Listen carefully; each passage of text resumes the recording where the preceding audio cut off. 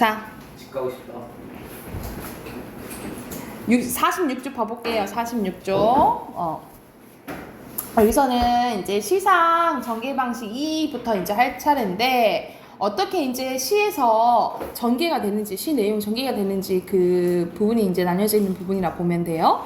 1번에 보면은 공간을 활용한 시상 전개가 나와 있어. 첫 번째, 공간을 이동해서 말 그대로 화자나 시적 대상이 이동 경로를 바탕으로 이제 시가 전개된다라고 보시면 되고, 그리고 가장 공간보다 잘 나오는 게 시선이에요. 시선의 이동이 가장 나오는데, 시선은 화자가 직접 이동하지 않고 화자의 시선의 이동함에 따라 시상이 전개되는 방식이라고 보시면 됩니다. 그래서 예시로 멀리서 가까운 곳으로 또는 가까운 곳에서 먼 곳으로 가는 경우가 있어요. 그래서 원경에서 근경, 근경에서 원경이라고 보시면 되고, 또는 위에서 아래로 또는 외부에서 내부로 가는 경우가 있다라고 생각하시면 됩니다. 이것은 시선의 이동이고, 가장 잘 나오는 게 이 두 부분을 보시면 되겠죠.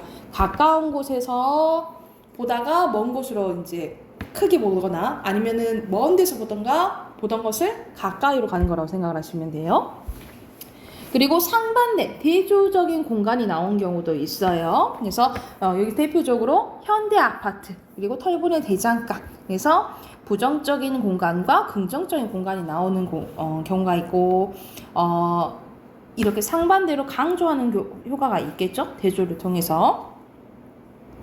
그리고 두 번째는 어조의 변화라고 보시면 됩니다. 어조의 변화에 활용한 시상 전개 방식 봐볼게. 화자의 정서나 태도에 따라서 시적 대상이나 화자에 대한 어조가 달라지는데, 말 그대로 말투, 대하는 태도가 달라진다라는 거예요. 그래서 포기하려다가 아니야, 그래도 한번 해봐야겠어, 이런 식으로 하던가, 아니면은 나 너무 힘들어, 그래도 희망을 가지고 볼까, 이런 식으로 바뀌거나, 그리고 나는 가만히 있다가 그래도 적극적으로 해봐야겠다, 또는 반대로 이거는 거의 부정적이었다가 긍정적으로 바뀌는 거잖아요. 그쵸? 근데 오히려 이게 좀 이것도 상반되는 거지. 엄청 의욕적이었다가 아니야, 그래서 뭐 하겠어, 자조적인 것은 스스로 비웃는 스타일이라고 생각하면 돼. 이런 식으로 보통은, 이런 경우는 좀 거의 드물고요. 이런 경우 거의 드물고, 4번 같은 건 조금 드물고, 거의 1번부터 3번까지 약간 부정적이었는데 그래도 힘을 내보자, 이러와 관련된 시상 전환이 나온다라고 보시면 돼요. 그래서 봐봐, 이런 그러나 뭐 마침내 이런 것들 있잖아요. 이런 분위기 전환을 갖고 온다라고 해서 시상의 전환을 가져오는 부분이라고 보시면 돼요. 그래서 이런 식으로 이런 시상의 전환을 가져오는 부사 다음에 약간 희망적이고 긍정적인 내용이 많이 나온다라고 생각을 하시면 됩니다. 됐을까요? 그러면 그거에 해당하는 예시 한번 봐볼게. 옆에는 박목월의 산도화라는 이제 작품이 나와 있는데, 이 산도화는 먼저 산이 나와요. 산은 구강산이고 보랏빛 석산이래요. 그래서 시각적 형상 나온 거지, 그치? 자, 산도화 두어송이가 송이가 버는데, 버는 데는 이거 무슨 뜻이냐면 벌어지는데, 그러니까는 이렇게 그 꽃이 피어 있다라는 것을 표현한 거야. 이렇게 널리 퍼져 있다라는 걸 본 거야. 봄눈 녹아 흐르는 옷 같은 물에 뭐뭐 같은 직유법 쓰였죠. 사슴은 암사슴이고 발을 씻고 있대요. 그래서 상상하면 꽃 피어 있고 사슴 있잖아, 그치? 되게 평화로운 이미지가 떠올려지게 되지요. 그래서 여기서는 이제 이상적인 세계, 평화로운 세계에 대한 이제 아름다움에 대해서 얘기한 시인데, 시상 전개 방식이 어떻게 전개가 되냐면, 먼저 산 보이고 그 안에 있는 꽃 보이고 그 다음 사슴 보이고 이러잖아요, 그쵸? 그러면 산은 엄청 멀리서 본 거지, 그치? 원경이고요. 그리고 움직이지 않는 정적인 이미지라고 보시면 되면, 가까운 곳으로 이제 점점 가는 거야. 그래서 이 부분은 근경이고요. 막 움직임이 드러나죠? 동적인 이미지가 드러난다라고 생각을 하시면 됩니다. 이런 식으로 이제 시상 전개를 파악하시면 됩니다. 그러면 이 시의 화자는 무슨 순서대로 시선이 이동되는 거야? 가장 먼저 산, 그 다음에 산도화, 꽃이라고 보면 돼. 그리고 물로 가네요. 물, 마지막이 사슴이죠. 그래서 화자의 시선이 먼 곳에서, 먼 것은 원경이죠. 원경에서 근경으로 이동하고 있다라고 보면 되겠죠. 됐슈? 그리고 두 번째 거 봐볼게. 고정에 우리 동네 구자명시에 대해서 나오네요. 구체적인 사람 이름이 나온다. 그치? 자, 첫 번째 연 보면은 맞벌이 부부 우리 동네 구자명시래. 구자명시에 대해서 이제 나와. 7달 된 아기 엄마 구자명시는 완전 7개월 된 거잖아요. 그치? 완전 갓난아이 둔 엄마가 출근을 하시는 거예요. 출근 버스 오르기가 무섭게 아침 햇살 속에 졸기 시작한대요. 그러니까 이 졸기 시작하는 모습에서 뭘 알 수 있어? 이 구자명시가 엄청 힘들게 살고 있다는 것을 알 수 있잖아요. 그쵸? 그래서 여기서는 이제 삶의 찌든 모습, 그러니까 우리 속히 말하는 찌든 모습, 지친 모습이 나와 있다라고 보면 되겠죠. 차창 밖으로는 사계절이 흐르고 그러면 시간의 흐름이 나타나는 거지. 진달래 피고 밤꽃 흐드러져도 부처님처럼 뭐뭐처럼 지규법 나와 있네요. 졸고 있는 구자명시. 그러니까는 막 시간이 지나도 그걸 막 즐길 여유가 있어 없어? 이 구자명시는 없는 거지. 그쵸? 그래, 저 10분은 간밤 아기에게 젖물린 시간이고 또 저 10분은 간밤 시어머니 약시 중등 시간이고, 그러니까는 여기서는 엄마로서의 일, 그리고 여기에서는 며느리로서의 일을 하는 거죠. 그쵸? 그래 저 10분은 새벽역 만취해서 돌아온 남편을 위해서 버린 시간일 거야. 이건 아내로서의 역할을 하는 거잖아. 그러면은 엄마로서, 며느리로서, 그리고 아내로서 역할을 하느라고 힘든 구자명시에 대해서 나오는 거죠. 그래서 전체적으로 이 가족을 위해 희생하는 구자명시에 대한 우리가 보기 어때? 야, 불쌍하지, 그치? 연민이 드러난다 라고 보시면 되겠죠. 그래서 마지막에 추측을 하는 거지.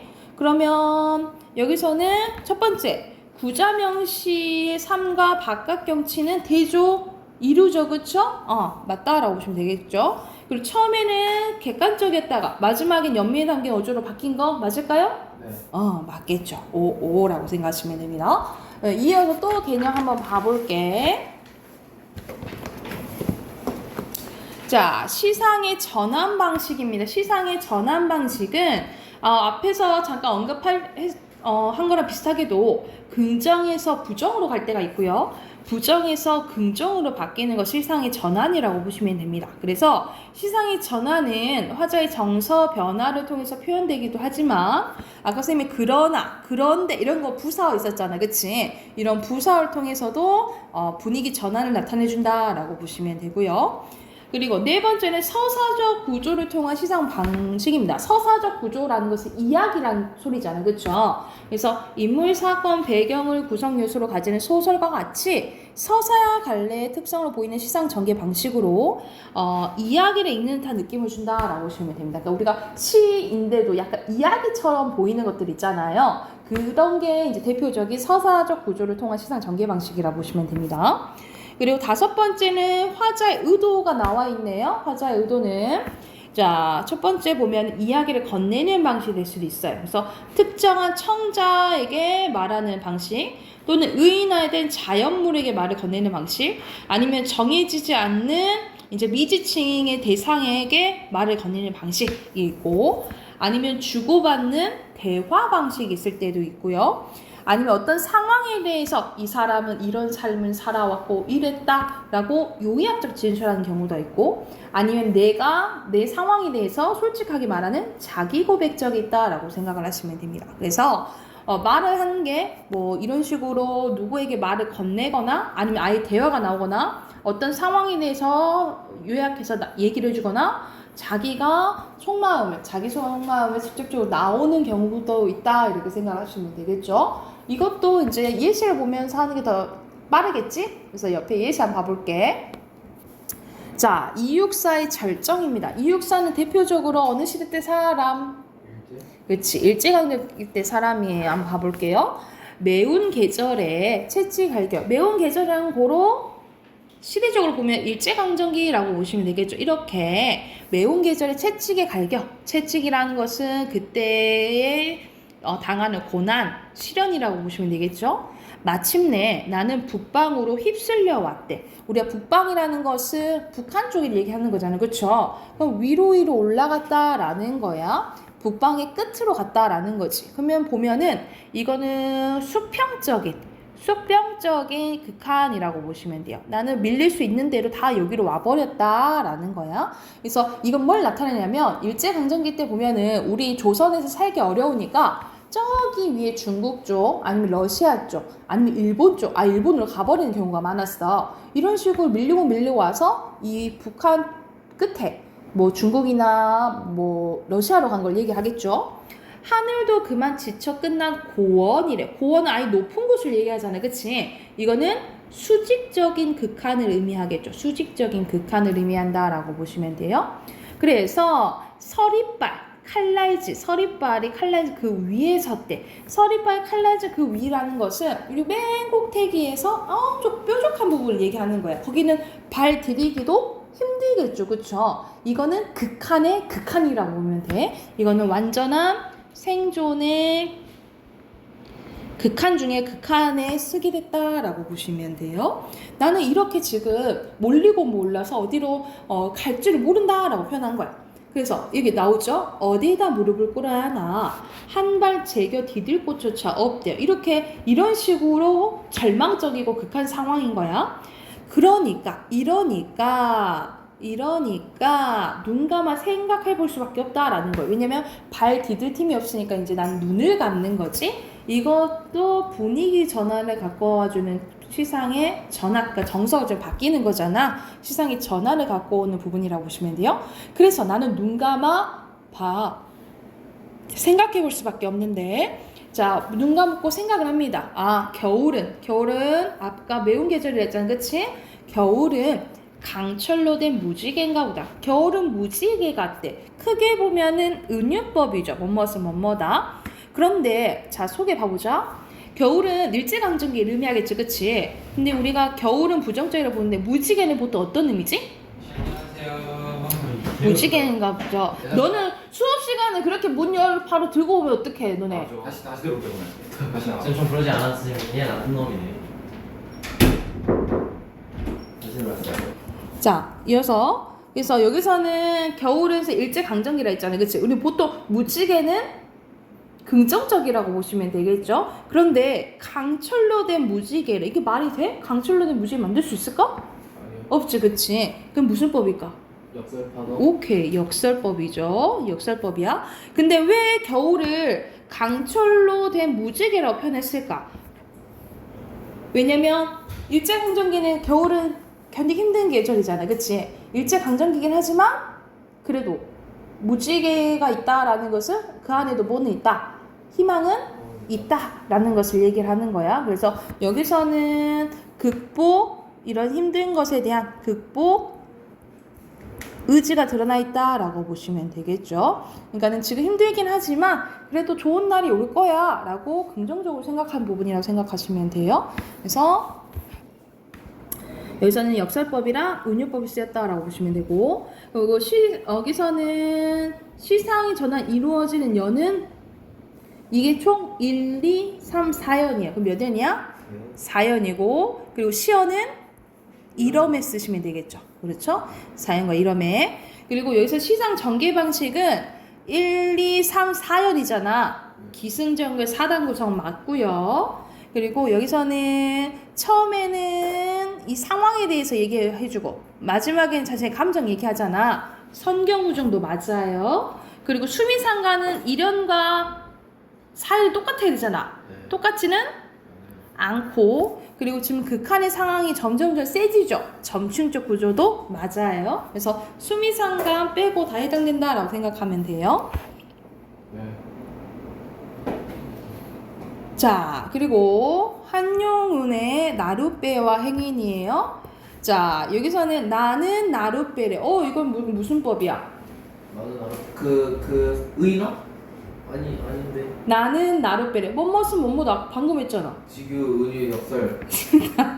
다 말해라. 은유법 쓰였죠. 나는 나룻배고 당신은 행인이래요. 이 관계에 대해서 나오는데, 근데 당신은 흑발로 나를 짓밟는데 나를 막 함부로 대하는 거예요. 그죠? 근데 나는 당신을 안고 물을 건너갑니다. 나는 당신을 안으며 깊으나 얕으나 급한 여울이나 건너간다라는 거지. 아무리 이렇게 시련 고난이 있어도 나는 뭐해? 당신을 위한, 생각? 당신은 나는 이렇게 힘들어도 하는 거야. 희생이 드러난다. 사랑도 받고 희생을 한다라고 보시면 되겠죠. 그렇게 했을 때 여기서는 당신한테 이야기를 하잖아요. 그죠? 네. 그러면 여기서 전개 방식이 뭐예요? 5번. 5번. 그렇지. 말을 건네는 방식이 되겠지. 그지? 간단하죠? 그리고 백석의 고향 봐볼게요. 이 이육사는 한용운이나 백석이나 다 일제강점기 때 사람이라고 생각하시면 돼요. 보면 나는 시적 화자 직접적으로 드러나 있지, 그치? 나는 북한은 약간 함경도 지방 북한 지역이라 생각하면 돼. 여기 혼자 날아 누워서 어느 아침 의원을 뵈었대요. 이제 말 그대로 의사 선생님 보러 간 거야. 의원은 열애 같은 상을 하고, 열애는 부처라고 생각하시면 부처 같은 상을 하고 직유법 쓰였고, 관공의 수염을 들여서, 관공은 우리 삼국지에 관우 있죠. 관우 장군 막 이렇게 수염이 이렇게 길잖아. 이 관우라고 보면 돼. 관공의 수염을 들이워서 옛날 먼 있죠. 어느 나라 신성 같은데 또 직유법 나왔네요.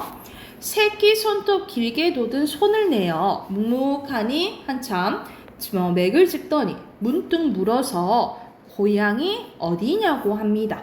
고향이 어디냐 물어보니까 평안도 정주라는 곳이라고 하니까 그러면 거기 예를 들어서 영현이 고향인데 이렇게 한 거야. 이런 식으로 두 사람이 뭐가 나와요?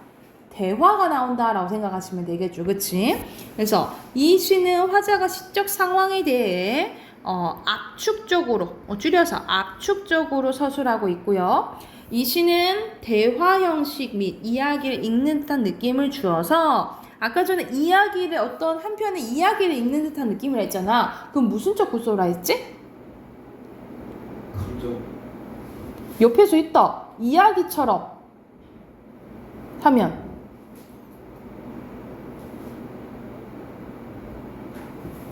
바로 방금 했다. 무슨 적 구조? 서사적. 그렇지. 서사적 구조라고 한다고요. 됐어요?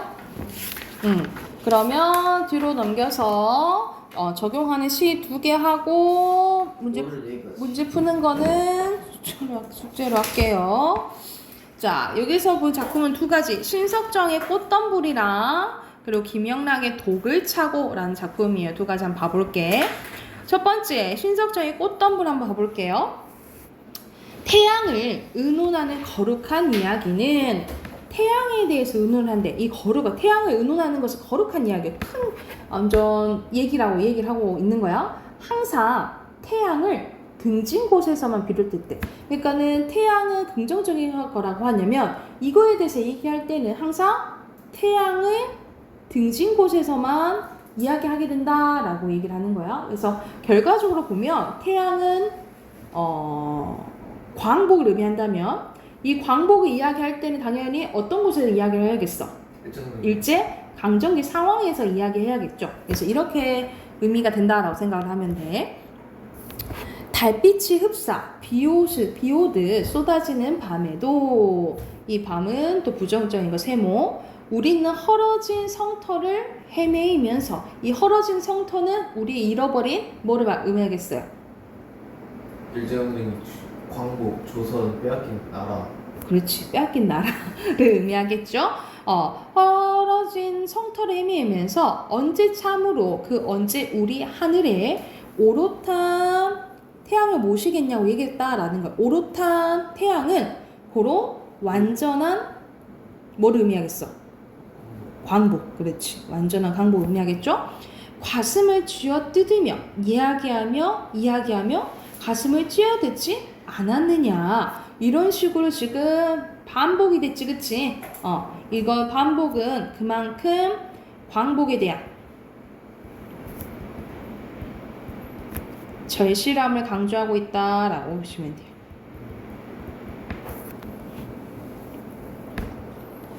그러는 동안에 영영 잃어버린 벗도 있었고요. 죽은 사람도 있었고, 그리고 영영 멀리 떠나가 버린 벗도 있었고요. 여기저기 돌아다니는 유랑자도 있었고요. 몸을 팔아버린 벗도 있었대요. 그러니까는 나라의 몸을 팔아버린 거, 변절자도 있었고, 아예 마음을 팔아버린 사람도 있었대요. 이거는 이 전향자, 이런 식으로 바뀐 사람들이 있었다라는 거죠. 그래서 이런 식으로 비슷한 문장 구조가 반복되잖아요. 그치? 반복된 무슨 법? 대구법. 그래서 여기서는 대구법을 통해서 운율도 형성하지만 하고 싶은 말도 강조한다라고 생각하면 돼. 그러는 동안에 36해가 지나갔대. 고로 우리가 일제강점기 기간이 35년이잖아요. 그쵸? 그래서 36년이 지났다라는 거야. 다시 우러러보는 이 하늘에 겨울밤 달이 아직 찬다라는 거야. 그러니까는 광복이 되긴 됐는데 6해가 지나갔다는 거잖아. 근데 광복이 됐긴 됐는데 지금 나라가 평안해? 평안하지 않다는 거죠. 왜냐면 일제강점기 때 벗어났을 때 이 상황이 뭐냐면 한참 일제강점기 때 사회주의가 들어와요. 그러니까는 위에는 사회주의가 들어오고 밑으로는 민주주의가 들어오는 거죠. 그치? 그러니까는 우리나라가 통일이 돼? 완전히 통일이 안 돼서 사상 차이가 되는 거예요. 그래서 무슨 전쟁이 일어난 거야? 6.25 전쟁이 일어난 게 된 거잖아. 이런 혼란한 상황이라고 생각하시면 돼요. 그래서 겨울밤 달이 아직 차다라는 것은 우리나라의 혼란한 상황을 의미한다라고 보시면 돼요. 혼란한 상황을 의미한다. 그래서 오는 봄엔 분수처럼 지규법 나왔죠? 쏟아지는 태양을 안고 이 태양이란 광복된 것을 의미하죠. 그 어느 언덕 꽃덤불에 아득히 안겨봤으면 좋겠다라는 거야. 그러니까는 이것은 여기서 꽃덤불은 광복에서 더 나아가 완전히 하나가 된 우리 나라를 의미한다라고 보시면 됐어요. 여기서 꽃덤불은 하나가 된 화합된 우리 민족 국가를 의미한다라고 보시면 돼요.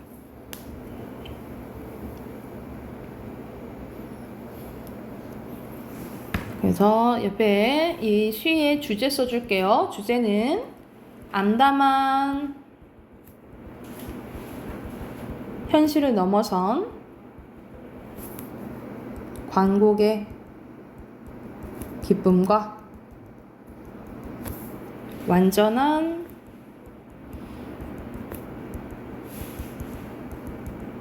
화합에 대한 염원을 간절히 바라는 거.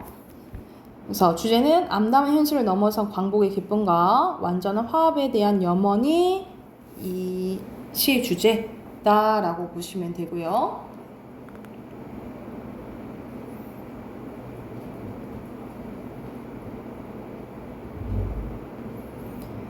됐으면 옆에 있는 시로 더 갈게요.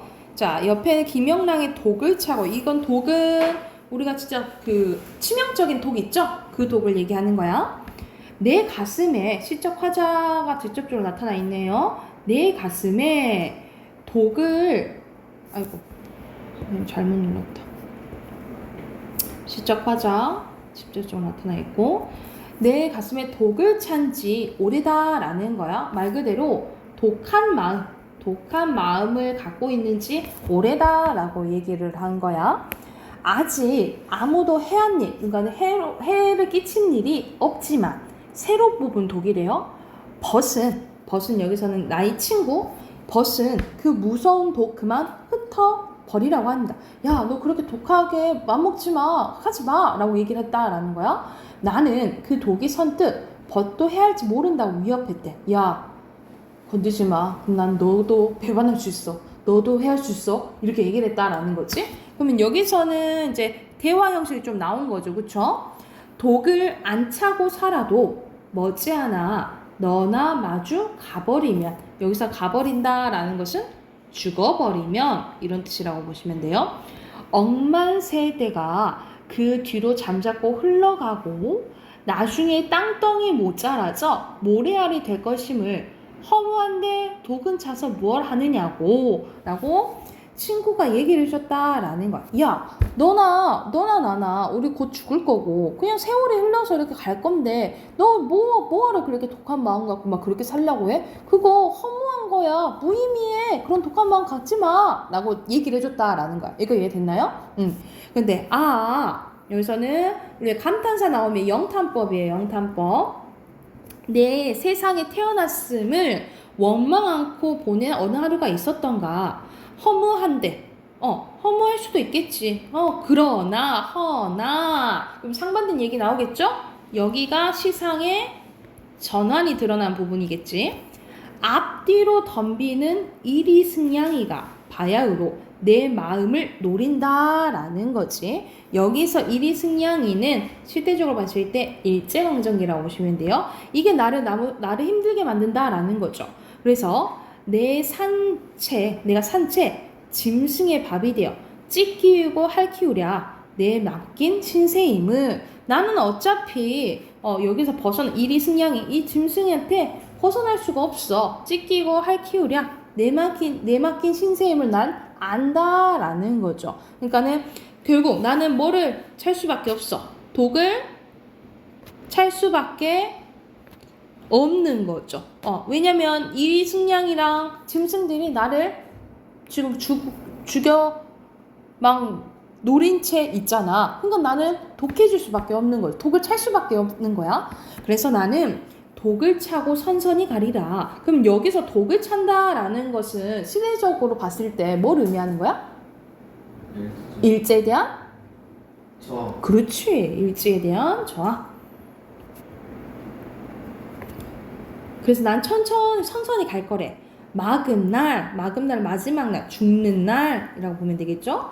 내 외로운 혼을 건지기 위해서, 고로 나의 민족 정신을 지키기 위해서 난 끊임없이 뭐 할 거야? 저항할 거야 라고 얘기하는 부분이죠. 그래서 이 시의 주제는 부정적인 현실에 대한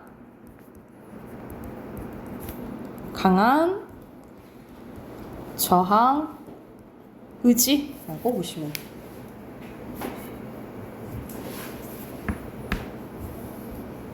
여기가 됐을까요?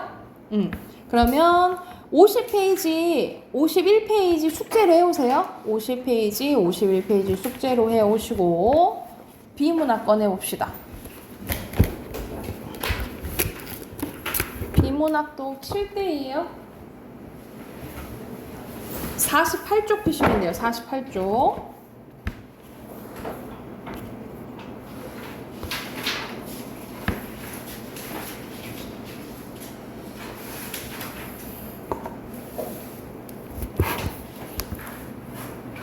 자, 여기에서 이제 독서 지문에는 막 종류가 있는데 여기서는 세부 정보, 핵심 정보 파악하는 문제가 나와요. 먼저 세부 정보 파악하는 것은 말 그대로 세부적이고 그러니까 지문에서도 꼼꼼히 봐야 된다는 거죠. 세부적이고 구체적인 정보를 정확하게 이해하고 있는지 묻는 문제가 나오고, 우선 선택지에서 선택지의 내용을 우리가 보통 오지선다형이잖아. 이 5개의 보기에 참과 거짓을 지을 만한 핵심 단어를 파악합니다. 그리고 지문에 빠르게 읽으며 2번에서 파악한 핵심 단어가 나오는 부분을 찾아서 선택지와 내용 일치 여부를 보는 거예요. 그러니까 이거는 내용 꼼꼼히 봐야 되잖아. 그래서 문제에서 뭘 문제인지 보고 그걸 찾아서 얼른 비교를 할 줄 알아야 된다라는 거죠. 그러면 예시문항 한번 봐볼게. 첫 번째 질문 보면은, 자, 희소성이 높은 커피의 생두 가격은 어떻게 결정될까?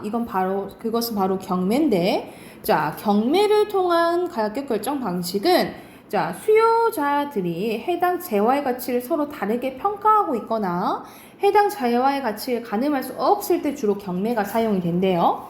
커피나무는 환경에 민감한 식물로 일조량과 온도와 토질에 따라서 생두의 맛과 품질이 천차만별인데 그래서 같은 지역일지 하더라도 매년 커피 생두의 품질이 달라지는 겁니다.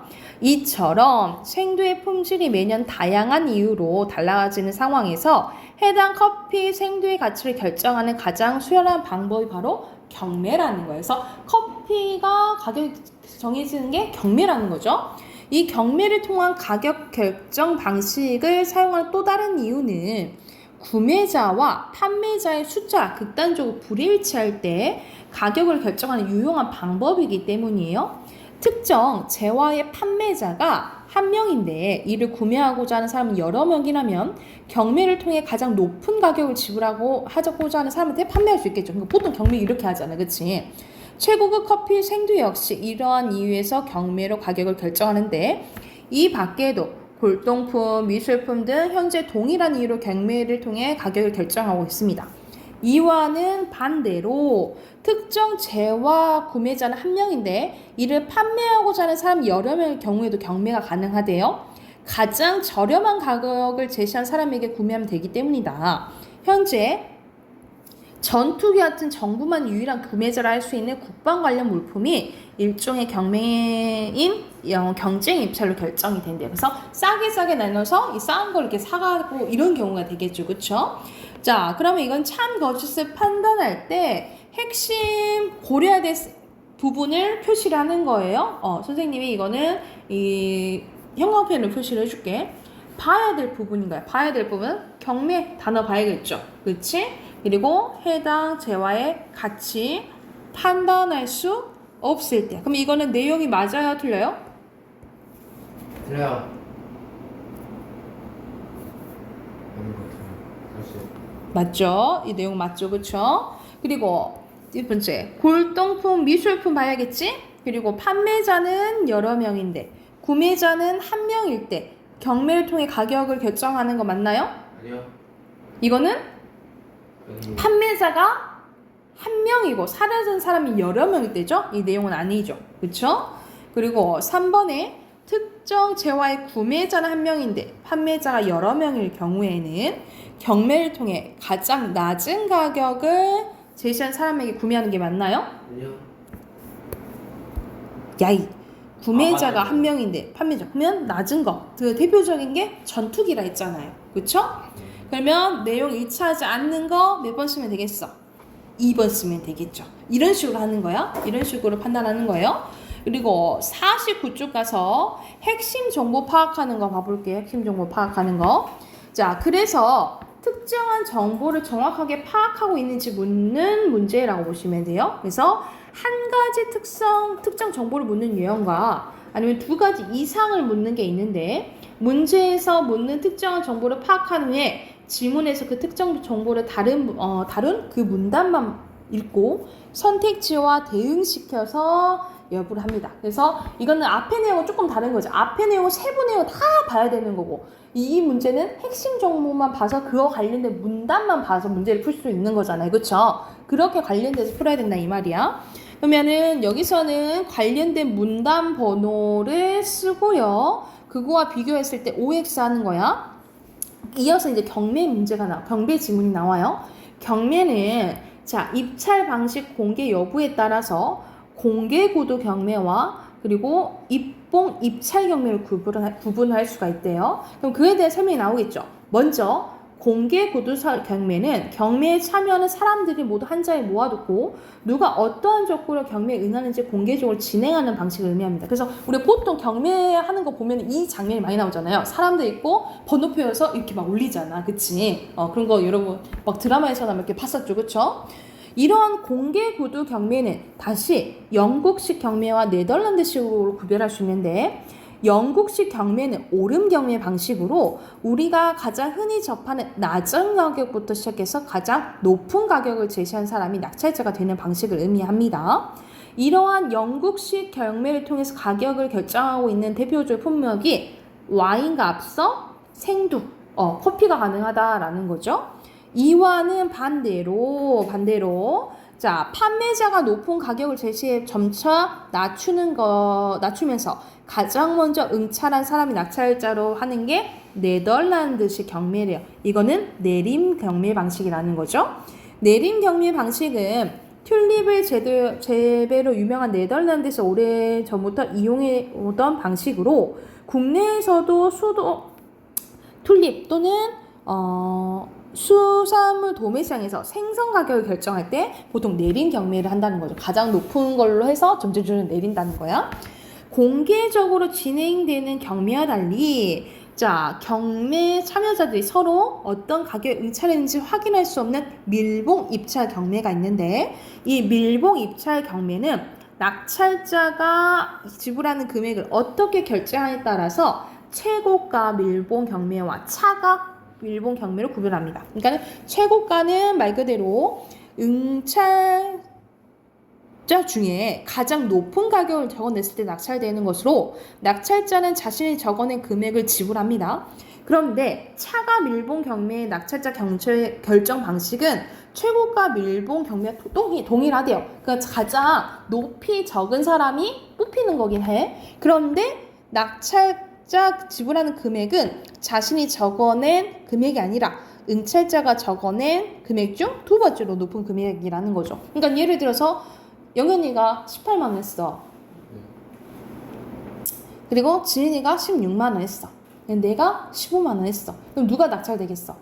영현이가 낙찰되겠죠, 그쵸? 근데 차가는 영현이가 낙찰됐지만 내는 금액이 얼마가 되는 거야? 16만 원이 된다는 거죠. 이게 차가라고 생각하시면 돼요. 이해됐나요? 그러면 여기서는 보면은 국내 수산물 도매시장에서는 영국식 경매시장으로 생선 가격을 결정하겠습니까? 영국식이 아니라 네덜란드식이겠죠, 그치? 그와 관련된 문단은 이 문단이고 X겠죠, 그쵸? 그리고 영국은 오름 경매 방식 맞죠? 그리고 가장 높은 가격을 제시한 사람이 낙찰되는 거 맞죠? 1문단이고 맞는 내용이죠? 차가 밀봉 경매에 응찰자가 지불한 금액은 낙찰자가 적어낸 금액 중 두 번째로 높은 금액이 맞습니까? 네. 3문단 관련되고 맞죠? 이해됐습니까? 그러면 해당하는 문제 풀고 답하긴 할게요. 그래서 50페이지부터 53쪽까지 문제 푸시면 됩니다. 네, 화장실 어떠세요? 자, 답하긴 해봅시다. 50페이지. 자, 여기서는 각각의 연습하는 거 어떤 단어를 봐야 될지를 이제 연습을 하는 거예요. 이렇게 봤을 때 1번에는 보기 1, 3에서 핵심되는 단어랑 구조를 골랐으래. 그럼 여기서 핵심되는 단어를 뭘 봐야 될까라고 이제 보는 거야. 1번에서는 ODT 기술을 봐야겠죠? 그리고 아이디어 비밀번호, 그리고 고점적인지, 그리고 문제점을 보완하는 건지를 이제 봐야 되는 거고, 그리고 2번에서는 동기화 방식, ODT 발생기와 인증 서버, 그리고 동기화된 각, 그리고 그에 대한 비밀번호를 생성한지를 봐야 되고, 그리고 3번에 비동화 방식 당연히 봐야겠죠? 그리고 인증 서버가 지릿값을 제시하면 사용자가 ODT 발생기에 지릿값을 입력하고 그를 통해 얻은 응답값을 로그인해 서버에 입력하면 간편한지를 봐야겠죠. 그쵸? 이 부분을 보면 된다라고 생각하면 돼. 그러면 관련된 2번은 관련된 문단 쓰는 거잖아요. 1번 관련된 거는 1문단이죠. 그리고 2번 관련된 거, 미안. 맞죠? 1번 관련된 거 문단 번호 1문단 쓰시면 되고, 그리고 2번 관련된 게 3문단, 3번 관련된 게 2문단이라고 보시면 되겠죠. 그러면 여기서 봤을 때 윗글의 내용과 일치하지 않는 것은 1, 2, 3번 중에 3번 여러분들이 간편하지 않겠죠? 3번입니다. 됐을까요? 그리고 옆에는 이거는 좀 복잡하지. 보기가 있고 보기와 관련된 부분을 찾아서 밑줄을 다 그으래. 여기 보면은 베이컨과 우드필드와 관련된 걸 봐야 되겠잖아요. 그쵸? 그러면 이 문단은 관련된 게 산문 몇 문단이냐? 3문단이라고 보시면 돼요. 3문단 보면은 일부 현대 과학자들은 근대 사상가들이 당시 과학에 기초한 기계론적 모형에 더 설득력을 갖고 있다는 일종의 교조적 믿음에 의존했을 뿐 아리스토텔레스의 목적론을 거부할 충분한 근거를 제시하지 못했다고 비판한대요. 여기까지 가로치시고 1번 표시하시면 되겠죠. 1 표시하시면 되겠지. 이걸 봤을 때 목적론적 설명 이거는 근대 사상가들이 했잖아요. 그래서 베이컨도 아니고 근대 사상가들이 했으니까 아니죠. 자, 그리고 2번 가볼게. 이 문단은 갈릴레이와 우드필드와 관련된 목적론적 설명이잖아요. 이와 관련된 설명은 이 문단으로 보시면 돼요. 그래서 이 문단 어디 보시면 되면 갈릴레이 찾으면 되겠지. 갈릴레이는 목적론적 설명이 과학적 설명으로 사용될 수 없다고 주장을 했고, 그리고 우드필드 찾아야겠지. 우드필드는 어디 있냐면 여기 보면 이 문단 쓰고, 우드필드는 3문단이 있어요. 우드필드는 목적론적 설명이 과학적 설명이 아니었지만 아니었지만 목적론적이 옳고 그를 확인할 수 없기 때문에 목적론적이 거짓할 수 없다고 지적한대요. 이것도 이 문단 관련된 거죠. 이렇게 표시하시면 되겠죠. 그리고 3번 가보자. 3번은 아리스토텔레스 얘기가 나오네. 아리스토텔레스와 관련된 것은 1문단에 있어요. 1문단에 네 번째 줄. 아리스토텔레스는 아니다. 미안해. 어디 보면 되냐면 아리스토텔레스는 뭐 관련됐어? 목적을 실현한 능력이 타고난다라고 봤잖아. 그치? 타고났다라고 봤잖아. 이것도 맞는 거지. 그쵸? 이건 1문단과 아니 4번과 관련된 거라고 생각하시면 돼요. 4번 관련된 거. 그리고 마지막 5문단 봐볼게. 5번 봐볼게. 자꾸 왜 문단이라냐. 5번에 보면은 스피노자와 우드필드 관련된 거 찾으면 되겠잖아요. 그러면 스피노자 찾으면 되겠죠.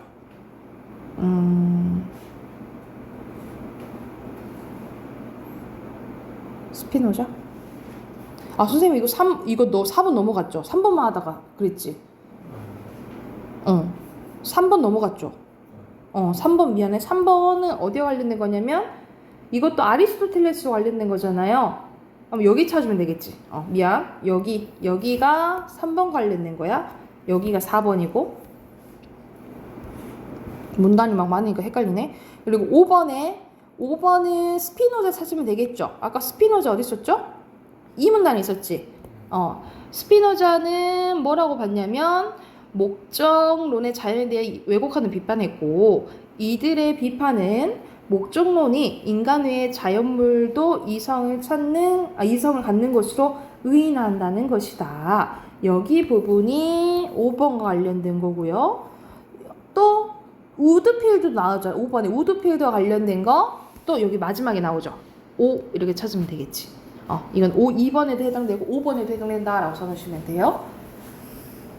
이렇게 봤을 때 아까 순서대로 1번은 아니고요. 2번에 맞고 3번에 아니고 4번에 맞고 5번에 아니겠죠. 이렇게 표시하시면 되겠죠.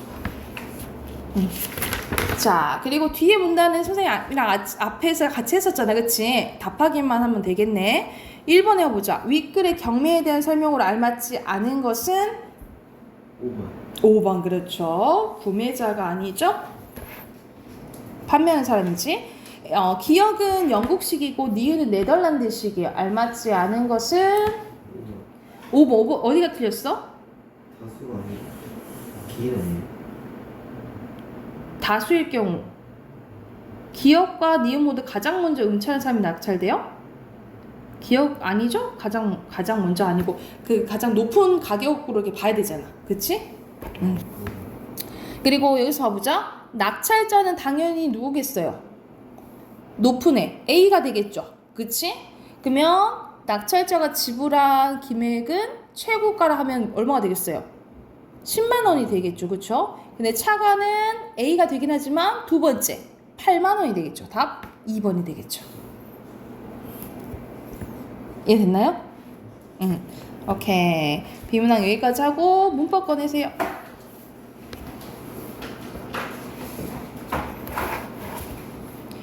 우리가 음은 하다가 말았는데 51쪽 하다가 말았거든요. 지나가시죠 선생님. 뭘 지나가요? 우선 그때 51쪽까지 되어 있다 하는데 문제는 안 풀었죠? 네. 설명 어디까지 해줬네 쌤이? 저랑 비교할 때요. 네 46쪽인데. 46쪽이요? 문제 다 풀었죠? 네. 50쪽 할 차례예요 그러면? 네. 50쪽 할 차례라고? 너네 한글 맞춤법이 시험범위라고 하니까 원래 선생님이 여기를 뛰어넘을라 했거든요. 아주고 모르겠어요. 여기를 할 건지 여기를 할 건지 선생님 고민하고 있거든요. 한글 맞춤법 하시죠. 그러면 문법은 내일 합시다. 됐거든요. 다른 거. 오늘 뭐하고? 오늘은 선생님 남자친구 만나기 프로젝트 한번 해봅시다. 그걸 프로젝트를 보면 맨날 말만 하고 언제 할 건데? 지금 밖으로 나와서 야이소 마시러 국사로 넘어가서 신호등에서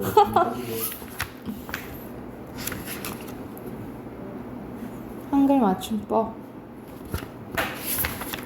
되네. 왜냐면 너네들 머리가 터질까봐 걱정이 되네. 우선 이거 이어서 조금 하다가 이 중간까지 선생님이 하다가 다음 주에 내일 민서 오면은 민서랑 좀 얘기 좀 하고 더 중점적으로 볼 부분을 봐봅시다. 아셨죠? 오늘 그러면 50페이지 봐볼게요. 50페이지.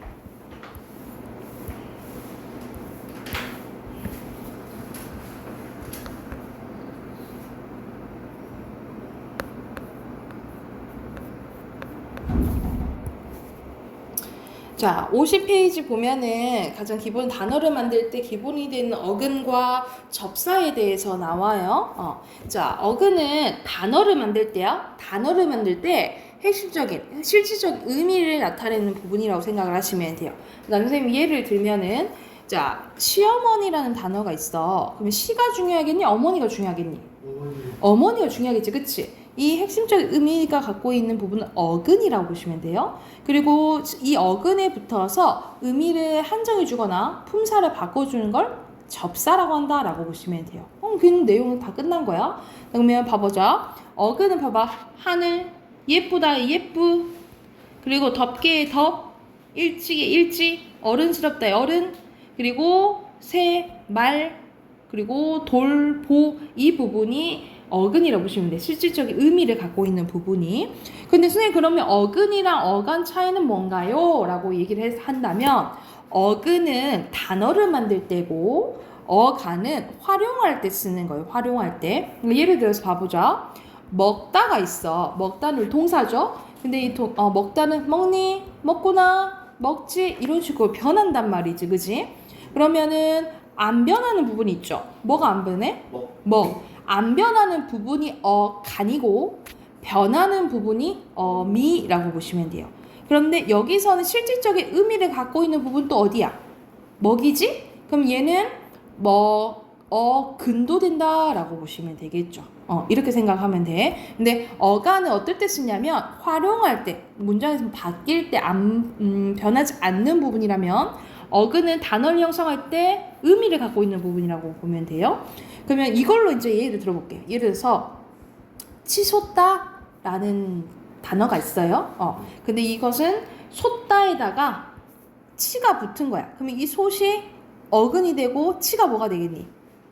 접사가 되는 거예요. 그쵸? 그런데 이건 활용할 때 어떻게 되겠니?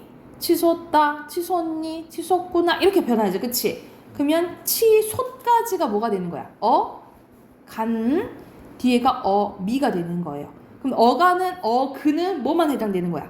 손만 해당되는 거예요. 이해됐나요? 그러니까는 쓸 때 단어가 다른 거야. 치솟다 했을 때 손만 어근인 거예요. 그러니까 어근은 단어를 만들 때 실질적 의미를 갖고 있는 부분, 어간은 활용할 때 변하지 않는 부분 이렇게 구별을 해두시면 돼요. 그래서 특징은 어근은 접사와 결합하고요. 어간은 어미와 결합한다 라고 보면 되겠죠. 됐나요?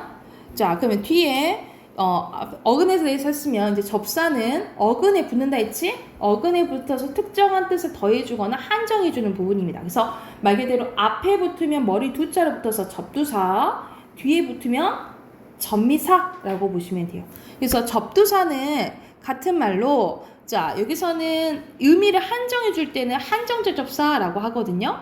그런데 이 접미사는 접두사와 다르게 어떤 역할을 하냐면 품사를 바꿔주는 역할을 합니다. 품사를 바꿔주면은 뭐라고 부르냐면 지배적 접사라고 불러요. 그러면 접사, 한정적 접사는 뜻만 제한해 주는 거, 지배적 접사는 어떤 역할을 하는 거야? 품사를 바꿔주는 역할을 한다라고 보시면 돼요. 그래서 접두사는 어디에만 해당돼? 한정적 접사에만 해당된다면 접미사는 한정적 접사도 되고 지배적 접사도 된다라고 생각을 하면 돼. 이런 식으로 접미사만 어떤 역할을 해요? 품사를 바꿔준 역할을 한다라고 보면 돼. 예를 들어서 지우개 봐보자. 지우개는 지우 플러스 개예요. 지우다는 원래 품사가 뭐니? 동사. 그렇지, 동사잖아. 근데 지우개 자체는 품사가 뭐니? 명사로 바꿔주잖아. 그 역할을 하는 게 뭐예요? 개인 거야. 이 개가 접사 중에 뭐다 뒤에 오니까 접미사라고 보시면 되겠죠. 그래서 자, 이 특징이 여기 있어요. 접사와 이렇게 구별하시면 되고 밑에는 접사와 다른 거 이제 구별이 돼 있네. 접사와 조사와 어미가 이제 구별됩니다. 접사는 어근과의 결합에 제약이 있어요. 그러니까 몇몇 어근과만 붙는다라고 생각하면 되는데 조사와 어미는 상대적으로 결합에 제약이 없어서 뭐든지 잘 붙는다라고 보시면 됩니다. 대표적인 접두사와 접미사의 예는 옆에 나와 있어요. 그래서 뭐 예를 들어서 군, 날, 맛, 선, 풋 또는 돼, 뒤, 드, 치 아까 치솟다의 치, 휘 그리고 덧, 막, 헛 이런 게 다 뭐구나? 접사구나 알아두시면 되겠죠. 그쵸? 그리고 접미사에는 꾸러기, 꾼, 질, 개, 기, 이 그리고 뭐 거리다, 이다, 하다 뭐 하다도 접사예요. 왜냐면 빨리는 부사잖아. 근데 빨리 하다는 동사지. 이런 식으로 품사를 바꿔주기 때문에 접사라고 보시면 돼요. 뜨리다, 치, 이히리기, 우구추 여기까지 보면은 이히리기까지가 피동접미사고요. 피동은 여러분 뭐야? 여러분 피동은 뭐야? 웃기는 거 뭔지 너는 영어에서 수동 배웠지? 네. 수동태, BPP 바이 수동태는 당하는 거죠. 국어에서는 수동이라 안 하고 피동이라 해요. 피동은 당하는 걸 생각하면 돼. 이걸 피동접미사라고 하고 이히리기까지가 피동접미사 그리고 이히리기 우구추 전체가 사동접미사라고 보시면 돼요. 그러니까 이히리기까지가 피동, 이히리기 우구추까지가 뭐? 사동접미사라고 보면 돼. 그리고 복수접미사 여러분 뭐뭐 철수네 뭐 예를 들어 영현이네 했을 때 내도 접미사야. 그리고 너희 들도 접미사야. 왜냐면 이걸 보조사라고 헷갈리는 경우가 있거든요. 근데 내랑 들 여기서는 뭐다? 접미사다 라고 기억을 해두시면 되겠죠. 이해됐나요? 그러면 해당하는 문제 뒤에 있거든요. 문제 풀어볼까요?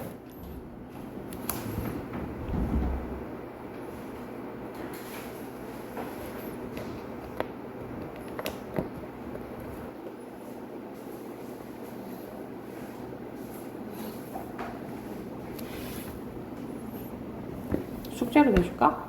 네. 53쪽까지 숙제. 그러면 53쪽까지 숙제 해오시고 오늘 숙제 뭐 있어? 없어요. 단어랑 문학 숙제, 문법 숙제, 그리고 단어 외워와. 알겠죠? 오늘